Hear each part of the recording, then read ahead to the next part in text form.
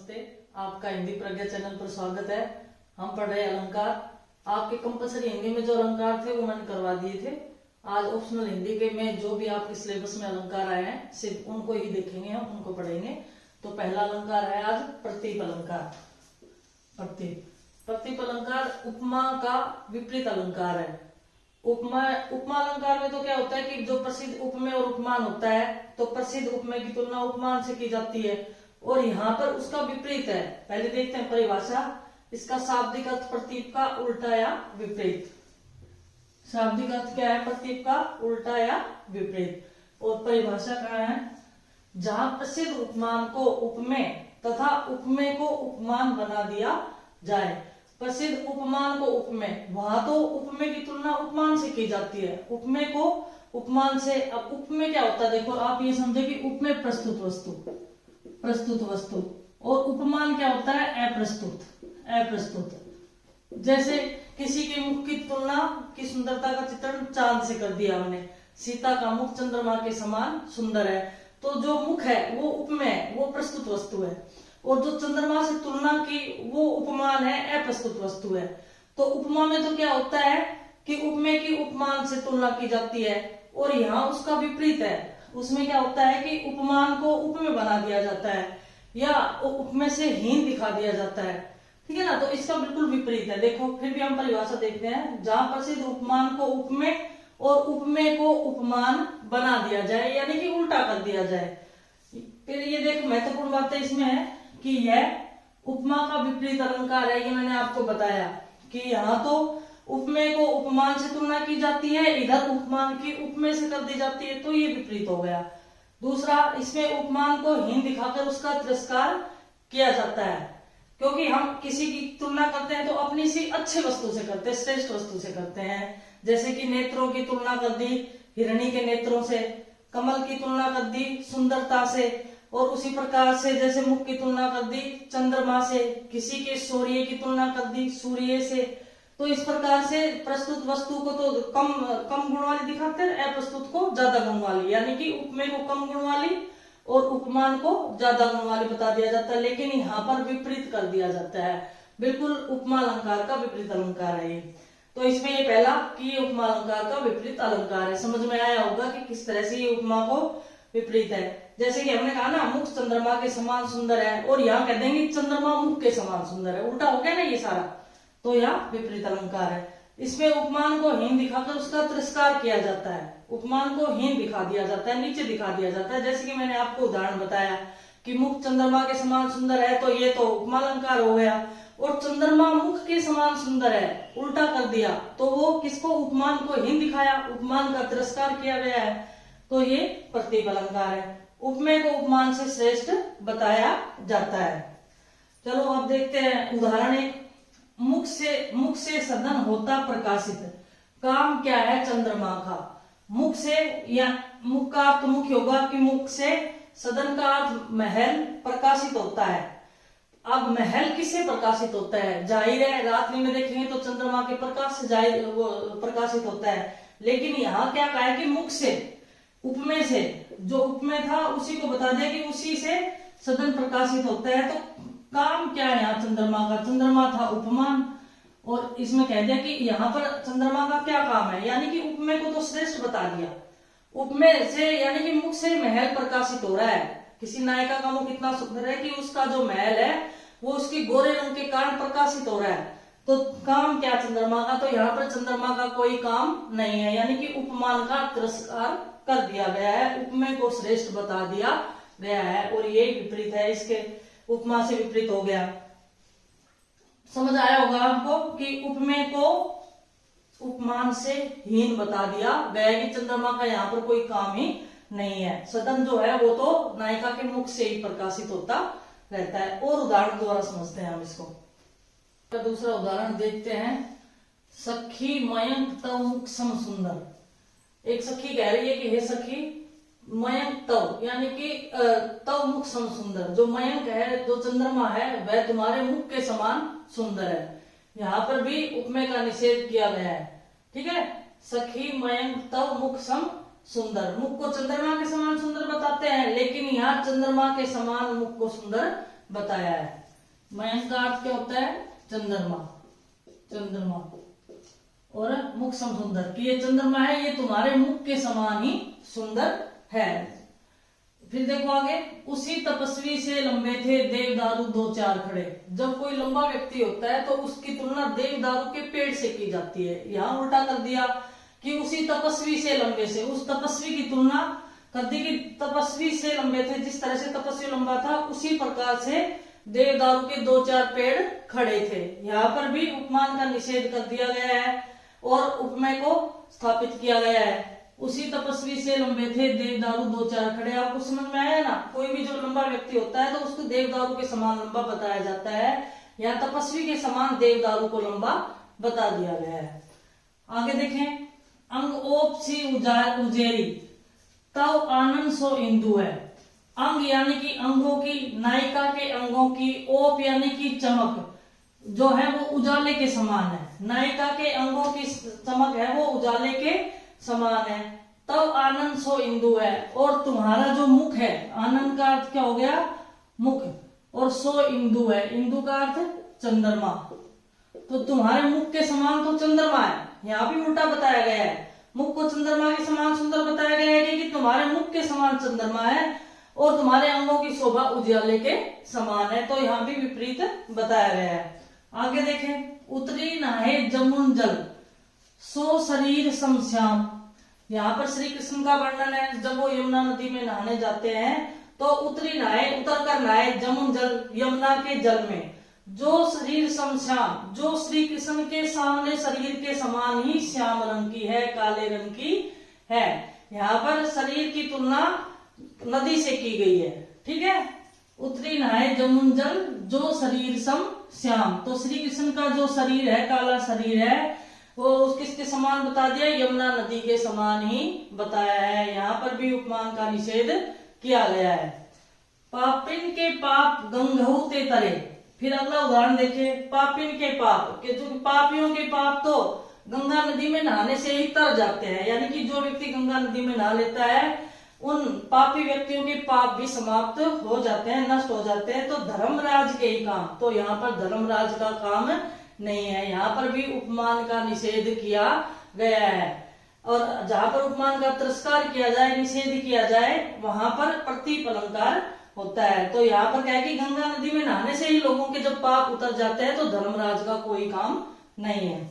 आगे देखें, जब दानी शिवासो है क्यों मांगन ईस पही जाए।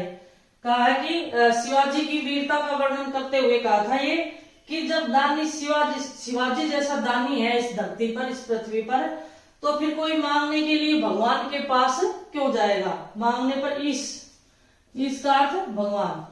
कि अगर शिवाजी जैसा दानी इस धरती पर है तो मांगने के लिए कोई भी भगवान के पास क्यों जाएगा? क्योंकि जो भगवान काम करते मांगने से देते हैं वो तो वहां पर शिवाजी ही दे देते हैं, तो भगवान के पास जाने की जरूरत नहीं है। यहाँ भी उपमान का निषेध किया गया है। आगे देखिए उदाहरण, बहुरी विचार की नह मनमाही सीए वदन सम हिमकर नाई। क्योंकि बहु विचार की नह मनमाही, कहते हैं कि मैंने बहुत विचार करके, अपने मन में बहुत विचार करके सोच लिया है, देख लिया है। सीए वदन, सीता के मुख के समान, हिमकर नाही, चंद्रमा नहीं है। सीए वदन का अर्थ, एक तो बदन शब्द होता है, बदन का अर्थ शरीर होता है, वदन का अर्थ मुख होता है। इस वदन का अर्थ क्या है? मुख है। और बदन का अर्थ क्या होता है? शरीर होता है। बहुत विचार करके मैंने मन में देख लिया है, सीता के मुख के समान चंद्रमा नहीं है। हिमकर का अर्थ क्या होगा? हिमकर का अर्थ चंद्रमा। तो इस प्रकार से ये उपमा का विरोधी यानी कि विपरीत अलंकार है। यहाँ पर उपमान का निषेध कर दिया जाता है, उपमेय की स्थापना की जाती है। ये आपको समझ में आया होगा। और जैसे प्रसिद्ध उपमान है, कमल की नेत्रों से तुलना की जाती है, मुख की सुंदरता की तुलना चंद्रमा से की जाती है, तो यहाँ उसका विपरीत बता दिया जाता है। वहीं पर प्रतीप अलंकार होता है। समझ में आया होगा आपको। अब अगला देखते हैं दूसरा अलंकार। इसमें दूसरा अलंकार देख रहे हैं विभावना अलंकार, जो कि आपके हिंदी साहित्य में, कंपल्सरी हिंदी में ये नहीं है। तो विभावना अलंकार कहाँ होता है? सीधी सी परिभाषा तो है कि जहां बिना कारण के कार्य हो जाए। लिख भी लेते हैं, जहां बिना कारण के कार्य हो जाए।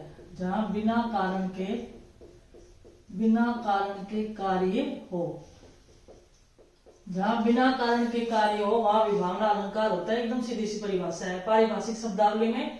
जहां अपेक्षित साधन के अभाव में भी कोई कार्य संपन्न हो जाए, जहां अपेक्षित साधन के अभाव में भी कोई कार्य संपन्न हो जाए, अर्थात साधन नहीं हो और कार्य हो जाए, वहां विभावना अलंकार होता है।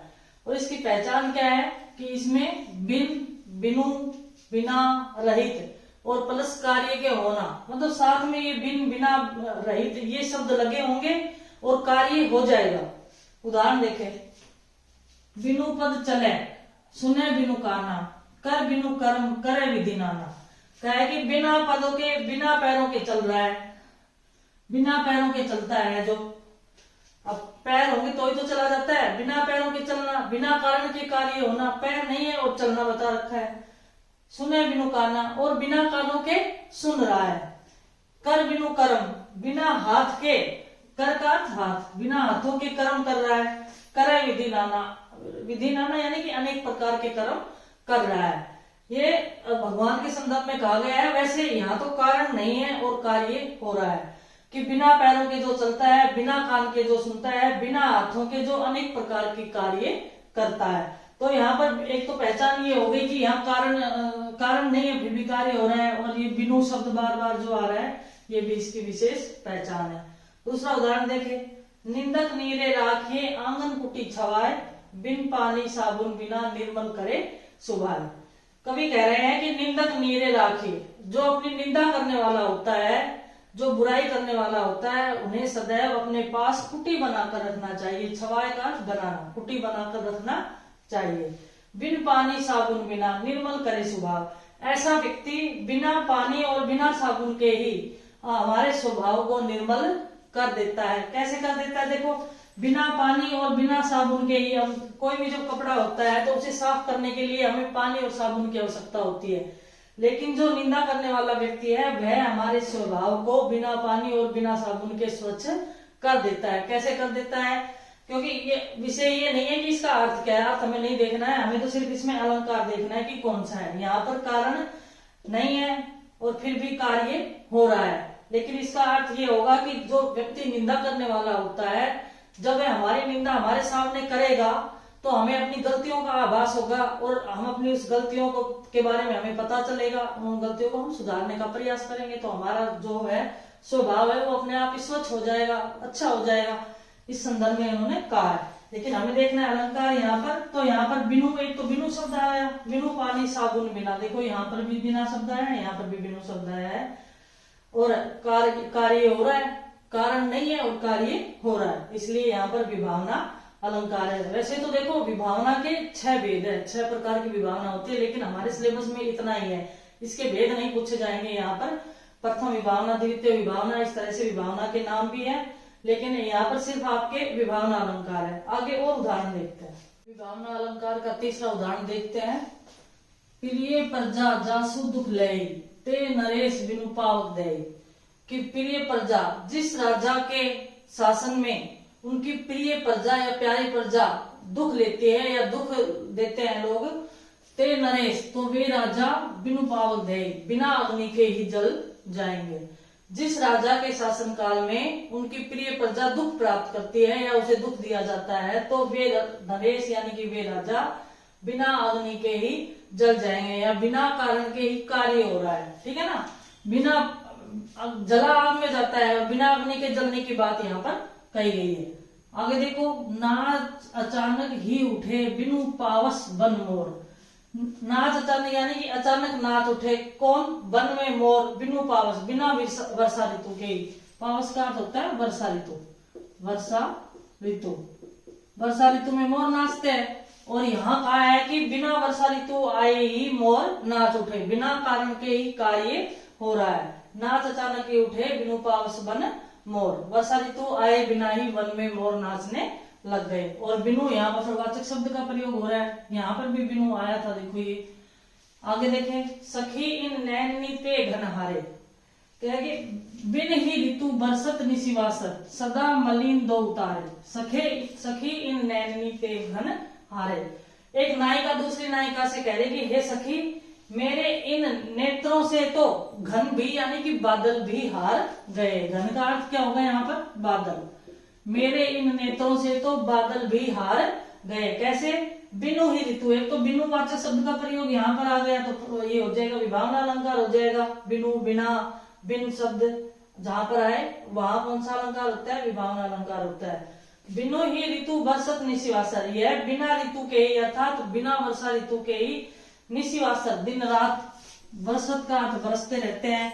सदा मलिन दो तारे, और ये हमेशा ही मलिन तारों की तरह। मलिन तारे कब होते हैं? जब आकाश में तो जब बरसात होती है तो बादल रहते तो वो मलिन दिखाई देते, तारे एकदम स्पष्ट दिखाई नहीं देते, चमकते हुए नहीं दिखाई देते, तो उसे कहते हैं कि मलिन तारे। लेकिन आंखों में भी जो ये काले से है निशान, ये क्या है कि दो तारों की तुलना इनसे की है। और ये मलिन किस लिए है? क्योंकि आंखों में हमेशा आंसू भरे रहते हैं, इस कारण स्पष्ट नहीं दिखाई देते, इसलिए इन दो तारोों को यानी कि आंखों की दो पुतलियों को क्या है कि मलिन कहा है।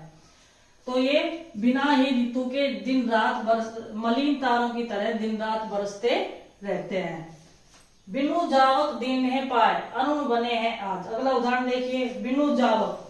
जावक होती है जो पैरों में लाल रंग का लगाया जाता है ना, महावर भी बोलते हैं इसका। एक नाम जावक का अर्थ क्या है? महावर। महावर भी इसको बोलते हैं।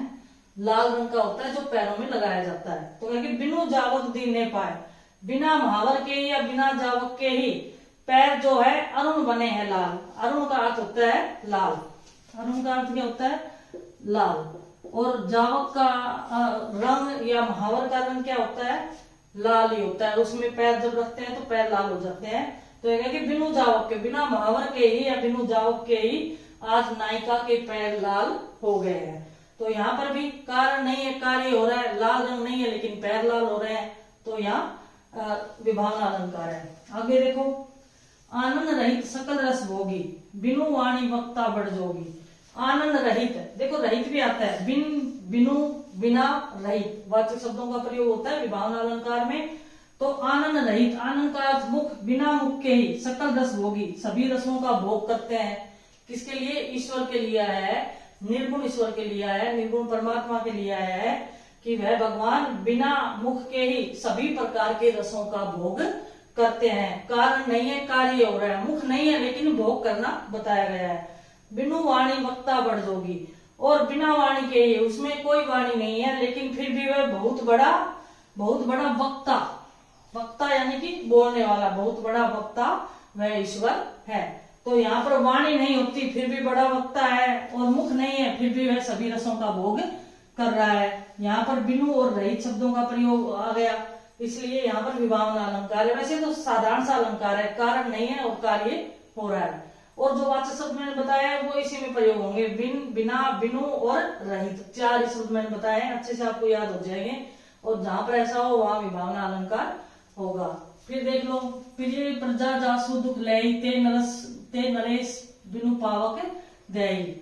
जिस राजा के राज्य में प्रजा दुख प्राप्त करती है वे राजा बिना अग्नि के ही जल जाते हैं। यहाँ पर बिना अग्नि के जल जाना कारण नहीं होना और कार्य हो जाना। फिर नाच अचानक ही उठे बिनु पावस बन मोर, कि वर्षा ऋतु आई भी नहीं और बिना वर्षा ऋतु के ही वन में मोर नाचने लग गए। सखी इन नैननी ते घर हारे, एक सखी दूसरी सखी से कह रहे कि मेरे इन आंखों से तो बादल भी हार गए, घन भी हार गए हैं। बिन ही ऋतु बरसत निशिवासर, बिना ऋतु के ही ये दिन रात बरसते रहते हैं। सदा मलिन दो तारे, और दो मलिन तारों की तरह, मैले तारों की तरह ये हमेशा इन आंखों में पानी भरा रहता है और हमेशा बरसते रहते हैं। यहाँ भी बिनु शब्द का प्रयोग आया है यहाँ पर कि कारण नहीं कार्य हो रहा है। बिनु जावक दिन ने पाए, अरुण बने हैं आज। बिना महावर के ही आज उस नायिका के पैर लाल हो गए हैं। यहाँ भी विभावना अलंकार। आनंद रहित सकल रस भोगी, बिनु वाणी वक्ता बढ़ जोगी। जिसके मुख नहीं है, उस निर्गुण ईश्वर के, भगवान के मुख नहीं है लेकिन फिर भी वह सभी रसों का उपभोग कर रहा है। बिनु वाणी वक्ता बढ़ जोगी, और उसके कोई वाणी भी नहीं है लेकिन फिर भी वह सबसे बड़ा वक्ता है। तो इस तरह से ये विभावना अलंकार पूरा होता है। आपके दो अलंकार अभी करवाए हैं, और अलंकार भी है हिंदी साहित्य में जो धीरे धीरे करके करवाती हूँ। समझ में आया होगा, अगर नहीं समझ में आया तो आप दो तीन बार रिपीट करके देख लें। अगर आपको फिर भी समझ में नहीं आता है तो आप कमेंट्स कर दिया करो, कह दिया करो, तो मैं उसको दोबारा से समझाने का प्रयास करूंगी। धन्यवाद। अगली क्लास में देखते हैं और अलंकार।